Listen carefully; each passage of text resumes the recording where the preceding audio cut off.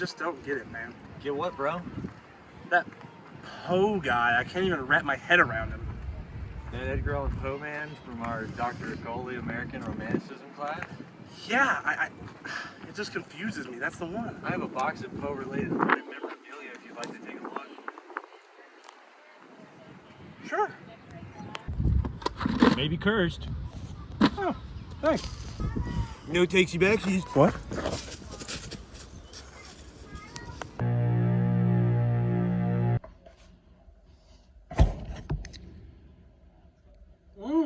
Let's see what's on here.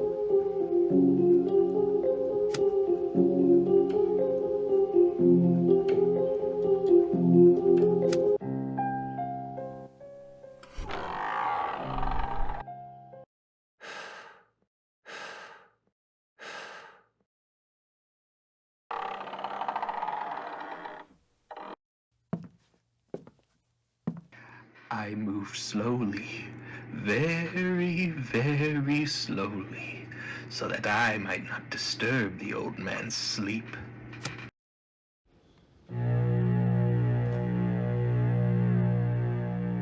Who's there?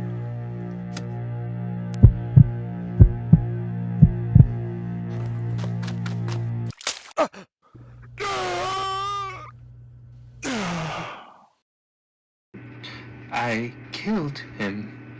I finally killed him.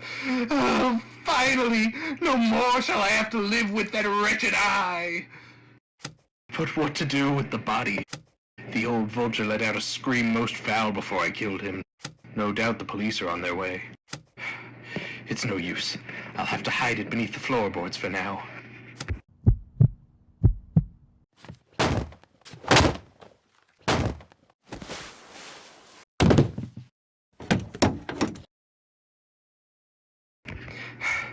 Now that everything's cleaned up, I should have nothing to worry about.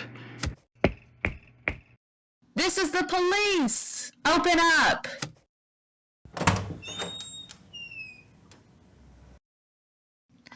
Good evening, citizen. We got a report for some neighbors that claim they heard screaming from this house. Mind if we come in? Not at all, officer. Come on in. Thanks. Bradshaw, we got the go-ahead. I'll check the premises. Bradshaw, talk to our man here. Citizen, do you know what the source of that scream was? I was the one who screamed. I had a night terror. I see. It says here this property belongs to a man in his 70s. You're clearly much younger. Where's the old man?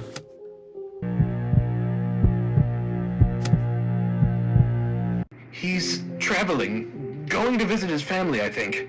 I'm usually his caretaker, but this week I'm more of a house sitter. Caretaker. I see that now. Well, it seems everything checks out. Once Lieutenant Davis finishes her sweep, then we'll be on our way. All right. Everything seems to be in order here. We'll be on our way. Have a great night. And just remember, if there's anything you need, or if you hear anything strange, let us know.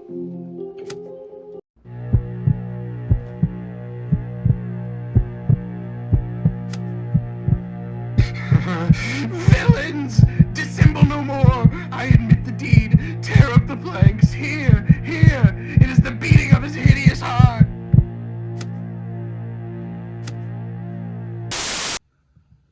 Oh my God.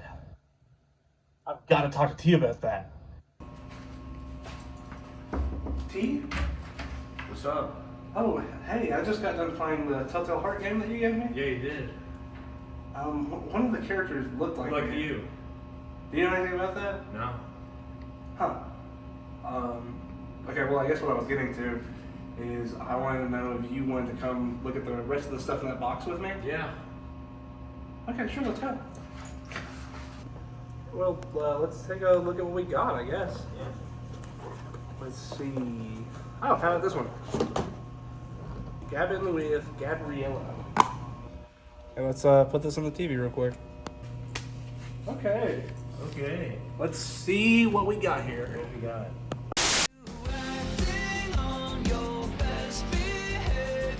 Good morning, and welcome to another very special episode of Gab with Gabriella. I'm your host, Gabriella. Today, I'm having a cup of coffee with a pioneer of Gothic literature, Edgar Allan Poe. Where did you grow up? Well, to start, I was born in Boston, Massachusetts in 1809. After my mother died and my father abandoned me, I went to live with the Allan family. Frances, my adopted mother, raised me. Then, after she died, my adopted father abandoned me. You could say history repeats itself, I suppose. That sounds awfully tragic, Eddie. Would you say that your traumatic childhood and young adulthood contributed to your lifelong drinking problem? I'd like to think that's due to my tenacity and commitment. I'm not a quitter, you know. Right. Let's talk about your marriage. Your wife, Virginia, she was your cousin, yes? Yes, she was, but we did get along just fine. You know, couples are always bickering about whose family to visit over the holidays. Virginia and I didn't have that problem. If anything, you could say my wife and I had more common than most couples. We even shared genes. That is an interesting perspective on the matter. Yeah, it was quite scandalous even for the time. Not to mention, Virginia was only 13 years old when you two got married. And you were 27? I won't deny it, but I do want to point out that Virginia passed away when she was 24. Tuberculosis, poor dear. So, when you really think about it, officer... Frankly, Edgar, I don't want to think about it. I don't think anyone else does. So, moving on, I was wondering if you'd give me any sort of information about your death.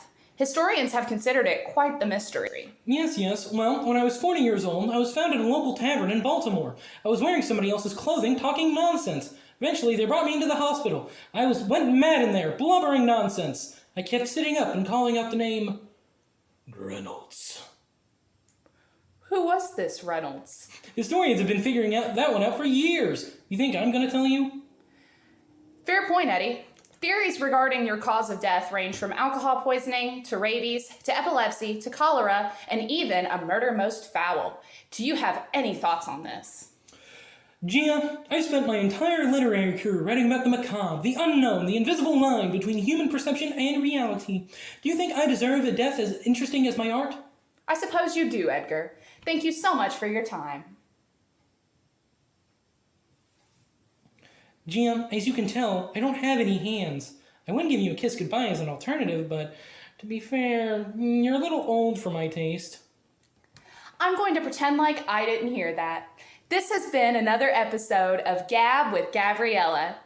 Today we learned a very important lesson. If you ask your cousin, historians will never let you live it down.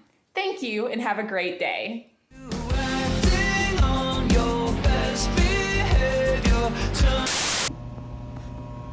Bro, what are you doing? Yeah, I had to go block my cousin real quick. Bro, that's messed up. Anyways, let's take a look at the Peck and Paw files.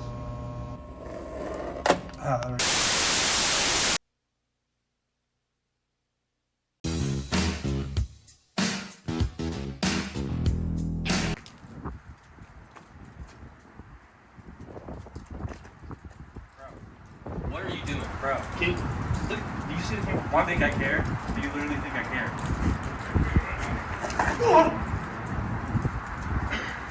Hi, I'm Jackson Peckinpah, Edgar Allan Poe historian and English student at AKU.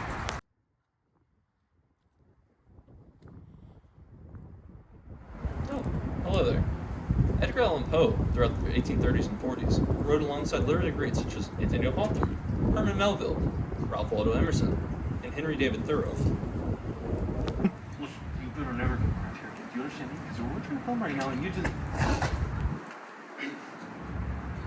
Poe's literary style is pretty distinct, and his most famous works are The Raven, but he might be best known for his short stories as well, namely Telltale Heart, Follow the House at Usher, Ligeia, and The Mask of the Red Death. Dude, we gotta go. I think you really hurt that guy. Dude, I thought he wasn't breathing. I think the anger got the best of me, but we should go. Yeah, let's go.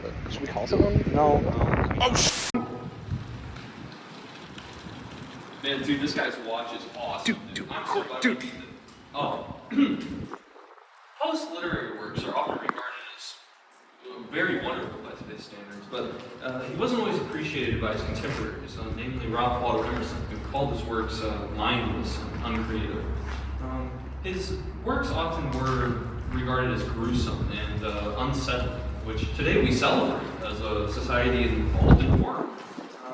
But nonetheless, Poe's works are very important today, and we wouldn't have the modern horror genre if it wasn't for Poe's dark style certainly set him apart from his contemporaries, and often his works reflected the state of affairs of his own life, dark, hopeless, and somber.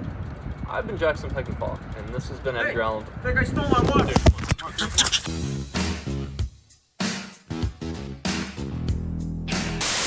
What did you think about that one, buddy?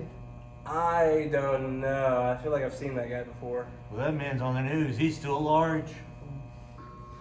Well, I suppose we should probably recap what we learned. Yeah. I think the game showed us some very iconic themes that are true to Poe's work.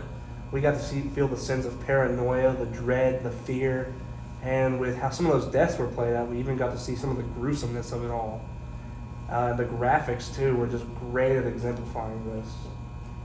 Then I think Gavin with Geo was really interesting because we got to see a lot of the historical factors of Poe and how that played into his work. It's a tragic backstory and it leads to even more tragic tales. Finally, with the Peckinpah files, I think he really highlighted the importance of his work and how people felt about it then, which I think is really important because it sort of contradicts how we think about it now. Back then they said, hey, look at this gruesome thing, that's all it is. Mindless was the quote. But now we look at it and we hold him up as this great author that we study now today. You're forgetting one thing. What do you mean? The curse. What do you mean? We're cursed. Why are we cursed? The artifacts are cursed. You didn't tell me they were cursed. We're cursed. Monsters look